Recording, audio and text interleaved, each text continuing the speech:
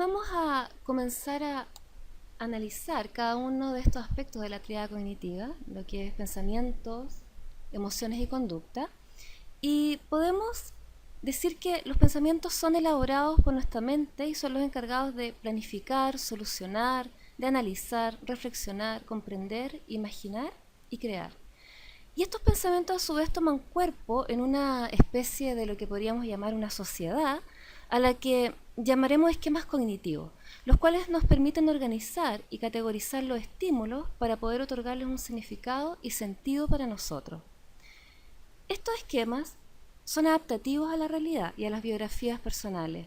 Es por ello que estos esquemas comienzan a desarrollarse e instalarse en nuestra psiquis a partir de la infancia y se constituyen en maneras bastante estables de afrontamiento frente a la vida, también de cómo afrontamos la relación con los demás. Estos esquemas contemplan creencias y formas de funcionamiento específicos que nos permiten adaptarnos a lo que a cada uno de nosotros nos toca vivir en la infancia. Podemos entonces entender que estos esquemas poseen una finalidad protectora y adaptativa en la psiquis y en la vida de la persona. Es desde estos esquemas que se estabilizan en nuestra psiquis que comenzamos a interpretar la vida a nosotros mismos y a los otros. Nuestra psique funciona con distintas creencias que hemos internalizado a través de nuestra experiencia y de nuestro vínculo con los demás.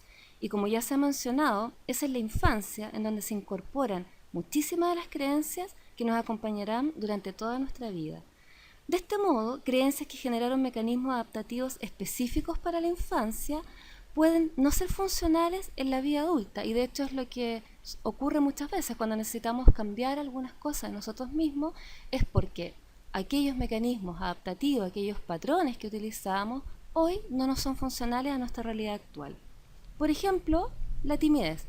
La timidez puede ser bastante funcional en la infancia porque podemos sentir que nos protege, que nos hace sentir seguros, cuidados de no exponernos, pero la verdad es que en la vida adulta y ya por ahí por la adolescencia comienza a resultar una dificultad para la relación con los demás y para mostrarnos y movernos en el mundo.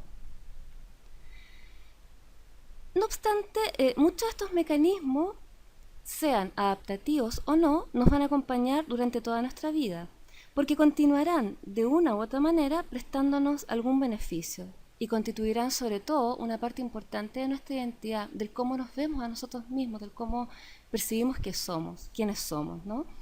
Varias de estas creencias con las que nos identificamos tienen su origen en nuestras familias y en las propias creencias de nuestros padres. Las creencias son mapas internos que nos permiten enmarcar nuestra experiencia y otorgar significado a aquello que vivimos. Estas creencias generalmente son juicios y evaluaciones respecto a nosotros mismos, a los demás y al mundo. La toma de conciencia de nuestros pensamientos nos permite acceder a un hilo conductor que nos llevará a nuestras creencias. Esto resulta fundamental ya que las creencias influyen, y muchas veces no solo influyen, sino que determinan nuestra experiencia e interpretación de la realidad.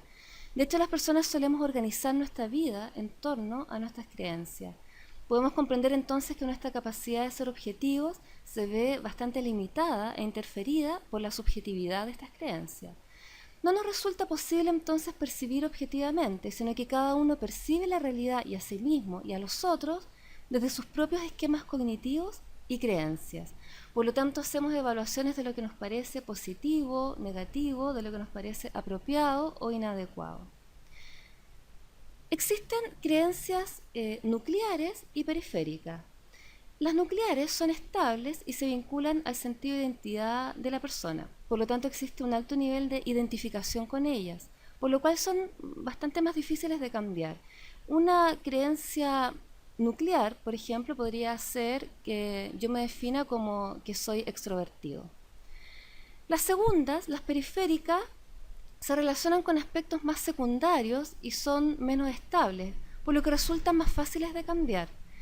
Por ejemplo, yo puedo decir que solo me gusta la música clásica. Hay muchas creencias de las que no somos conscientes, por lo que colocar nuestra atención en los pensamientos que surgen en nuestra mente resulta fundamental para poder acceder a la creencia que está generando estos pensamientos. Las creencias tienen la característica que al ser parte de nuestros diálogos internos de manera repetitiva y por largos periodos de tiempo, se van sintiendo como reales y no las sometemos a un juicio crítico.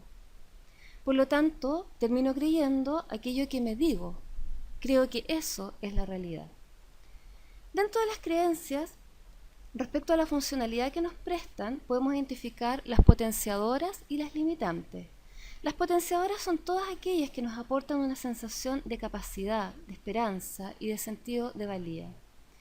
Y las limitantes nos conectan con la desesperanza, la ausencia de mérito y la incapacidad. Las creencias más penetrantes son aquellas que se vinculan con nuestro sentido de identidad, con el quiénes somos, y se relacionan con nuestra autopercepción y a la proyección que hacemos de nosotros mismos en la construcción de nuestras vidas y del establecimiento del vínculo con los demás.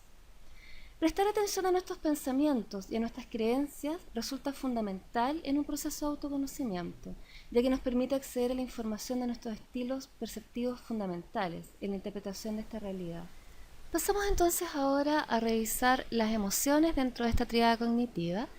Y las emociones son un estado afectivo experimentado como resultado de una reacción subjetiva al ambiente, ¿ya? Es decir, del resultado de una percepción que hemos tenido del ambiente y que se acompaña de cambios orgánicos, por ejemplo, sudor, aumento de frecuencia cardíaca, sensación física de bienestar, cambio en el patrón respiratorio, etc.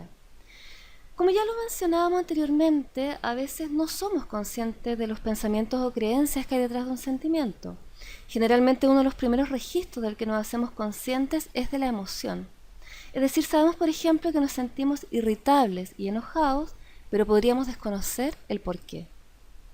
En este punto, reconocer la emoción resulta de vital importancia, ya que esta será la primera mensajera de aquello que está ocurriendo en mi mundo interno. En este sentido, la atención a las emociones es fundamental en el proceso de autoconocimiento. ¿Qué estoy sintiendo en un momento determinado? ¿Cómo percibo algo? ¿En qué parte de mi cuerpo siento la sensación emocional?